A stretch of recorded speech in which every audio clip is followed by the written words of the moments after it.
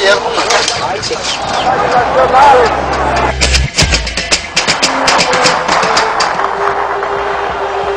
trabalhador brasileiro.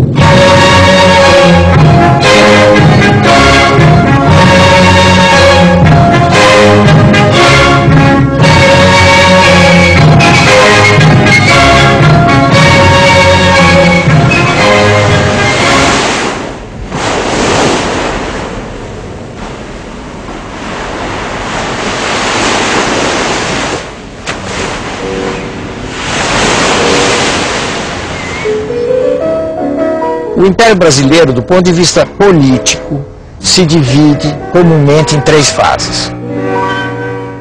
O primeiro período, que é o período chamado Primeiro Reinado, corresponde àquele que Dom Pedro I foi imperador, e foi até 1831.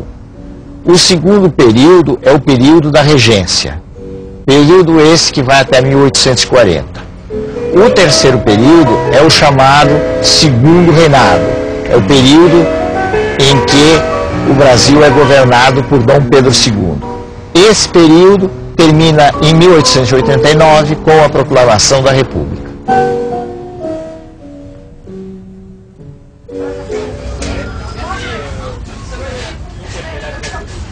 A gente poderia dizer assim, numa linguagem direta, que a independência não saiu de graça.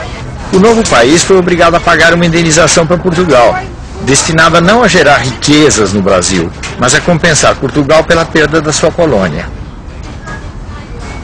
E como não havia recursos, vamos dizer assim, brasileiros para atender a negociação, foi feita uma primeira dívida externa do Brasil independente com a Inglaterra.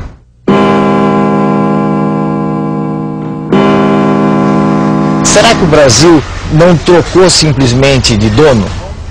Antes era Portugal, e aí, depois, em 1822, não passou a ser a Inglaterra quem dominou o Brasil? Mas isso não quer dizer que, com a independência, houve só uma troca de dono. Por que isso? Porque a independência, principalmente, obrigou à constituição de uma nação brasileira, de um Estado brasileiro, que tivesse seus órgãos de representação, suas instituições, seus poderes, suas relações com o mundo externo.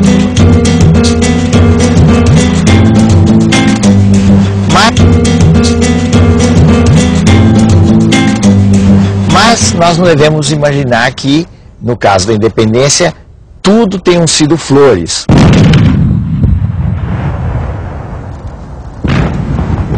Houve luta, principalmente na Bahia, mas, de um modo geral, a independência foi um processo mais pacífico do que toda a turbulência nos outros países da América Latina que marcou a emancipação.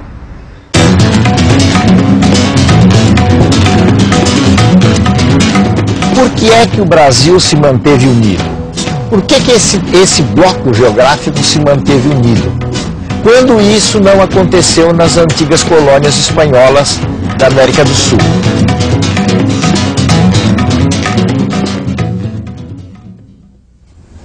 Para a elite do Império, manter a escravidão era uma tarefa das mais importantes que deveria ser levada avante pelo maior tempo possível E daí todo um esforço para não dividir esse todo geográfico, esse imenso continente que era o Brasil.